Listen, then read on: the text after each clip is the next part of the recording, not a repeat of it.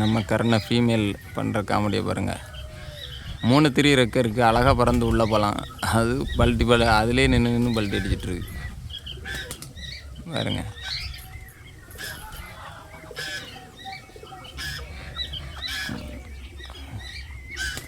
அங்கே வரும் நல்லா பறந்து அடிக்கக்கூடியது. 10 மணி நேரங்கிட்ட பறக்கக்கூடிய புறா தரையில் கிரவுண்ட் ரோலர் மாதிரி அடிச்சிட்ருக்கு. அங்கே வருங்க.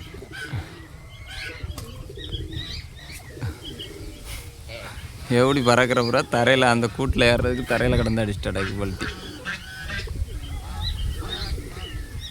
என்ன பல்ட்டி அடிச்சுட்டு 100 ஷாட்டுக்கு மேலே அடிச்சிடும் போல இருக்க.